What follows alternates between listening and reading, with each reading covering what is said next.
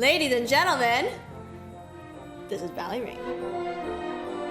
The classical ballet repertoire is packed with timeless characters such as fairies, noblemen, princesses, townsfolk, and of course eccentric old men, all folded into divertissements that make up the story. And while we absolutely adore all of these characters, there is one category that often gets overlooked or otherwise deeply underappreciated. So, you already know where this is going. As your most trusted, very favorite ballet nerds on the internet, we have taken the responsibility upon ourselves. So nobly. So humbly to spotlight that very category, which is, in case you couldn't guess, animals in ballet. Animals in ballet actually appear a lot more often than you might think. So this might actually become a series. So if you're excited for us to introduce to you some famous animal divertissements in the ballet rep, then hit the like button as always, and let's go.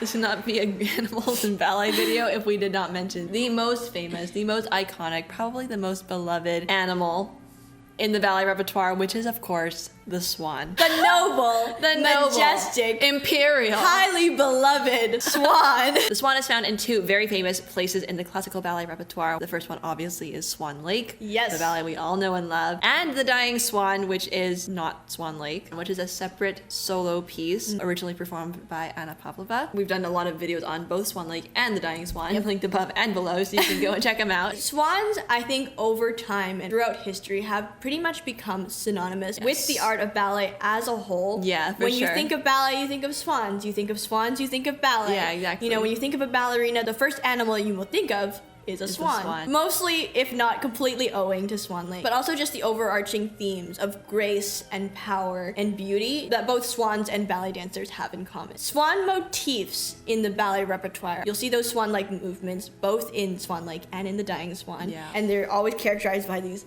giant, big flapping gestures, sometimes smaller ones, like small like rippling of the arms. Yeah. This posture here, the shy swan posture, like if you're a bit timid swan posture. Or like trying to tucking under your wings. Or like, hiding under your wings this way.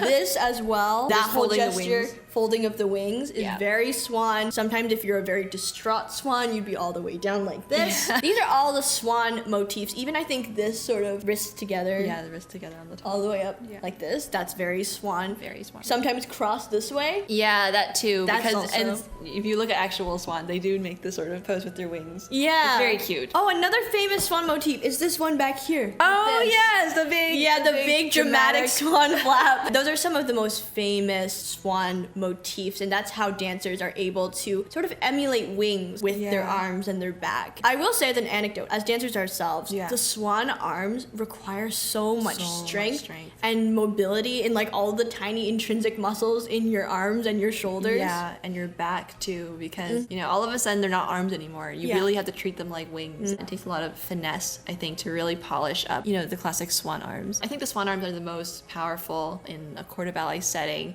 When you see all of the girls, sometimes 24, sometimes 60 even, all their wings beating in sync with each other. All running across the stage like this. It is so powerful. You really feel the energy, you really feel the power of all of these swans just beating their wings together. Yeah. And it's mesmerizing. It really is. So anyway, the swans, Swan Lake, The Dying Swan, you name it. Honestly, it's iconic. For obvious reasons. Yes.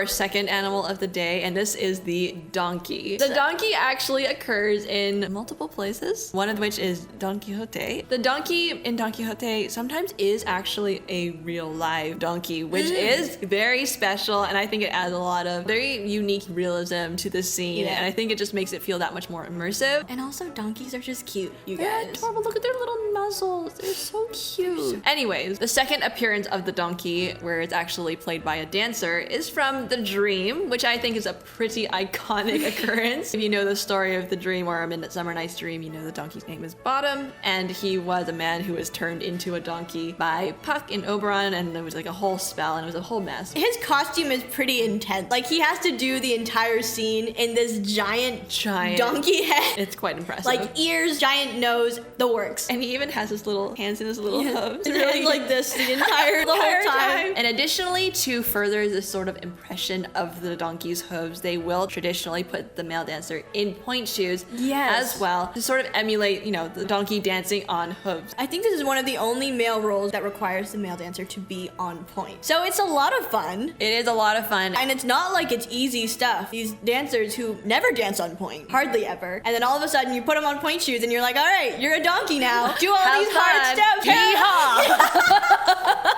Honestly, it's fantastic. It's iconic. Stand bottom for a better life. And actually, for much of the solo, he doesn't really come down off of point too much at all. It's a lot of running around on the toes themselves and kind of hopping on the toes as well. The way a donkey would kind of like frolic in the field and whatnot. Kind of like prance and frolic and, you know, kick up dust. It's a whole scene. Another donkey motif is sort of like this ton de flesh, but to a flat-footed tendu. Kind of like how, you know, like a donkey would. Donkey would kind of do this. There's a lot of pas de cheval. Pas de cheval, which means step of the horse. It could easily be used as step of the donkey. Exactly. A lot of that kind of pawing the ground that you will see a lot of horses or a lot of equine animals do. There's a lot of running and he's like kind of kicking up his back feet. But anyways, stand bottom for a better life. Yes. Okay? It'll add years to your lifetime. I'm not even joking. It really will.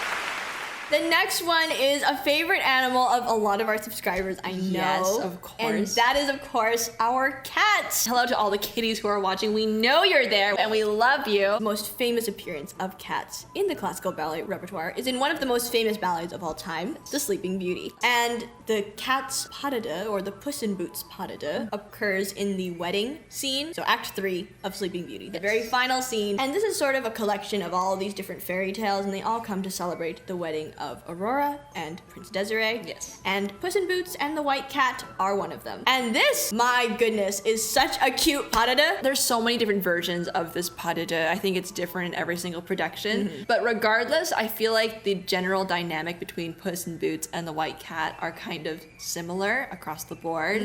It's usually him annoying her, and there's a lot of like this little pawing and little fighting, like little cat fight. Like cat fights in between, and it's honestly adorable. It's so cute, and the music I think is really nice because it really captures the spontaneity and the sort of sporadicness of the cats. Yeah, it's like it's almost erratic. Yeah, kind of like just like really unpredictable, twitchy. Yeah, twitchy. Yeah. So a lot of the cat motifs, again, this sort of pawing motion, the little folded hands, like crossed like this, and sort of even just this like arch of the neck, kind of that. It's a cat posture. The way the cats would. And so you'll see them a lot kind of like cleaning their ears and like cleaning themselves and fighting with each other. And of course, you can't forget the pas de chat.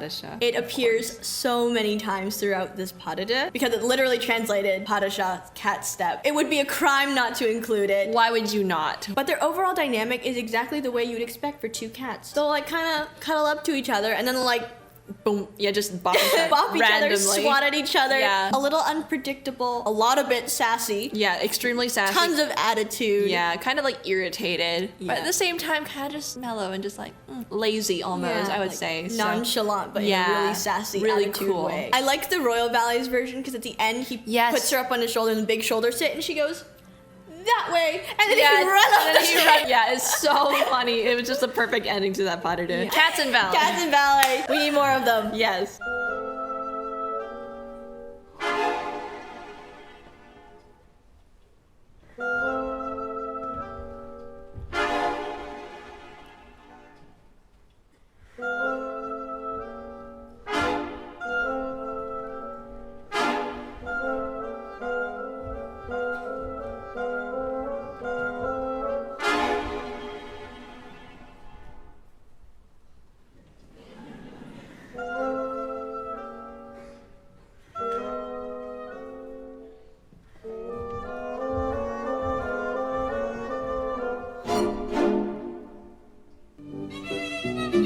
Next one on the list is a rarity, It I is. think. And I don't think this one gets nearly enough credit as it should. And this is the Dragonfly. Yes. Now, the Dragonfly is a standalone solo performed and choreographed, I believe, by Anna Pavlova. I think the first thing you'll notice about this solo is the costume. Yes. Okay, the costume is magnificent. Traditionally, giant, massive, chunking wings. Literal dragonfly wings. Literal dragonfly wings. And I think the choreography, she really does utilize Yes. the wings as well. The dancer will actually kind of take the wings in her hands and kind of vibrate them. Yeah, the way a dragonfly would. So to kind of emulate that, the dancer will actually take the costume, the wings in her hands, and kind of And just shimmer them back and forth a little bit. And Yeah. so you'll see that a lot throughout the variation. there's a beautiful recording of Amanda Macaro. We love you if you're watching. Choreographically, it's so beautiful. There's a lot of just lightness, a lot of bourrées, kind Yes. of, again, mimicking that fluttery dragonfly feel. The music of this variation is by Fritz Kreisler, which I don't think there's a lot of ballets using his music in general. But this solo, the melody is carried on the solo violin. And I think the melody being carried on the violin makes it have this sort of humming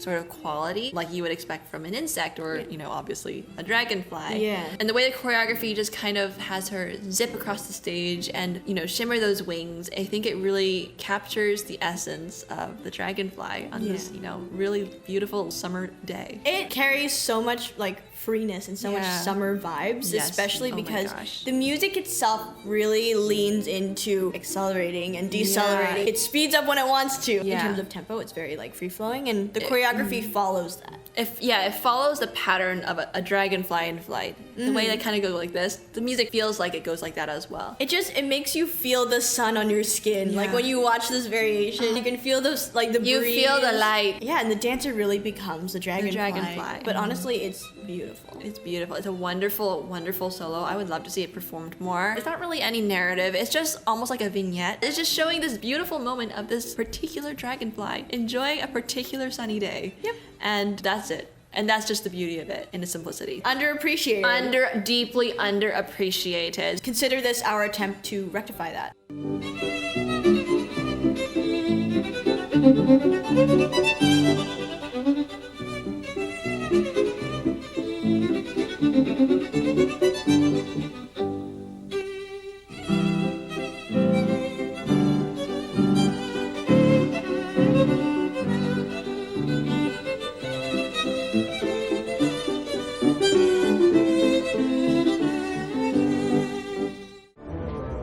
Last one, you guys. Let's go. And it would be a crime not to put it because this is honestly one of our favorite animal appearances in the entire ballet repertoire. Musically, choreographically, especially choreographically, and also costume-wise. This is, of course, none other than the chickens in Frederick Ashton's La Fille Garde. This number, you guys, is pure joy. It's pure serotonin, Pure serotonin. pure dopamine injected into your brain. Yeah, Like, it's everything you got. Yeah. There's almost nothing to say aside from the fact that it's genius work. He's taken time to study the animals and he knows exactly their little quirks and the way they move. And he integrated it all so perfectly into this little pas de cinq at the beginning of his ballet, La Fille Garde. leave it to Ashton to perfectly translate the movements of a chicken onto a dancer's body. Yeah, how does he do it? Like, somebody explain it. How does he do it? Just the poking around. Chicken poking around, Yeah. gestures, the little like shimmy that they do. Yes. Oh my. The way they kind of like turn their head. The tilt of the head and the little erratic head movements and the little scratchy scratch that they do and like scratching on the ground. Yeah, they scratch at the ground, just the way the chickens would. The music and all of the chickens' appearances throughout the ballet, not just the chicken dance, but all of the chicken appearances throughout the ballet. They really carry out the sort of cluckiness that you would expect from the chickens in the roost. You even hear it in the beginning of the ballet, before the curtain opens, you hear the crow of the rooster.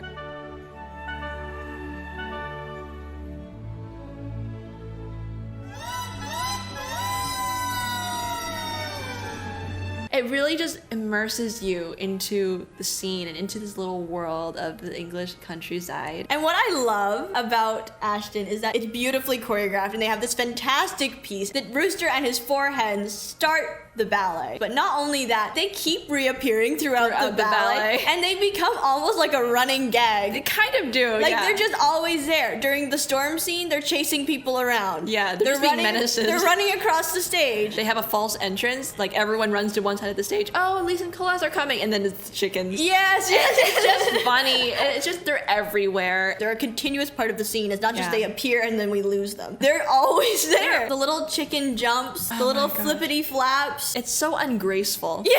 I think that's what makes it charming. It's just how erratic it is and how spontaneous and just kind of clumsy it is. Because chickens don't fly well. No, they don't. know, they're kind of just like, they're just chubby and adorable and little disasters with feathers. The main motif of the chicken dance is this little seesaw. Side views. Seesaw décoté. But they're like kind of turned in. And instead of doing, a regular seesaw where you go this way, they tilt their head and tilt their body this way. So they have a little like...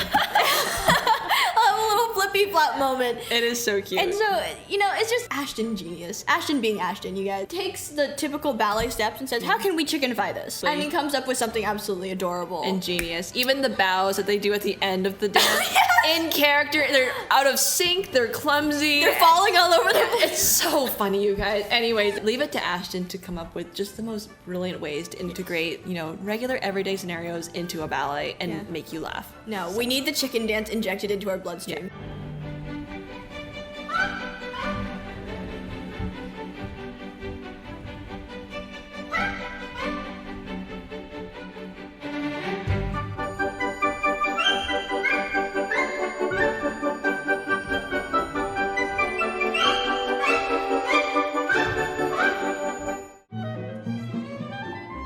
Bonus one, because we couldn't help ourselves. This one is probably one of the most revered roles in the classical ballet repertoire, I'd say. Yes, 100%. Like, even more than Odette Odile. Yeah, like, you've heard Odette Odile is very, very famous. And, like, yes, Odette Odile is one of the most famous, revered roles. Yeah, like, they're synonymous with ballet. But this one, I would almost say, like... tops it. Just by a micromillimeter. Just, like, I hate to say it, but, like, kind of it does. We aren't here to lie to you guys, so we're always going to tell you the subjective, objective truth. Yep. About matters. There's nothing that we can say to prove to you that this role might just possibly rival Odette Odile. Yeah. So we're just gonna let you watch it and you can draw your own conclusions. Exactly. So here you go.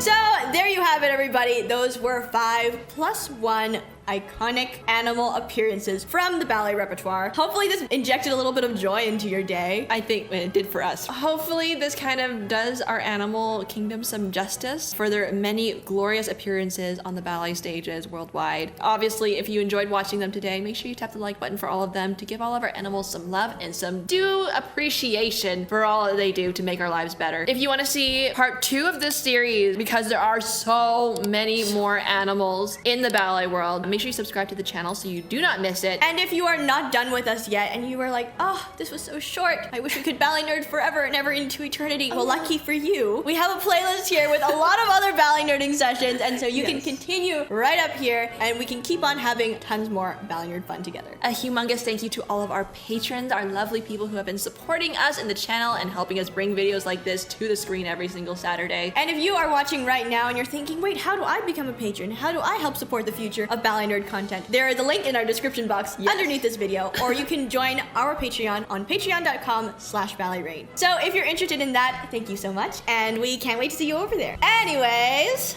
I think that is all from us for now. This is Ballet Rain signing off until the next video. Bye. Does he do ballotes? Because ballotes always remind me of a donkey, or kind of kicking back. I know, right? I'm so sorry. I don't want to ruin ballotes for you, but it feels like that. It feels like... Or like a bucking bronco of some sort.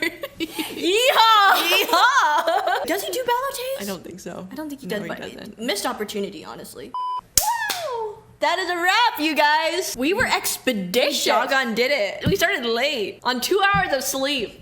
We are rocking it. We are killing it. Kind of killing it, actually. Kind of killing it, actually. They're gonna be like, Jordan, they're not okay. We're not. We're living on 2 hours of sleep and no breakfast. These are not healthy habits. Don't live not. like us. Don't enable us. We don't enable sleeplessness. We don't enable all-nighters. No. We don't enable having conversations until 6 a.m. I promise everything's fine. Everything's fine. Go get some sleep, you guys. Yes, and get some snacks. Yeah.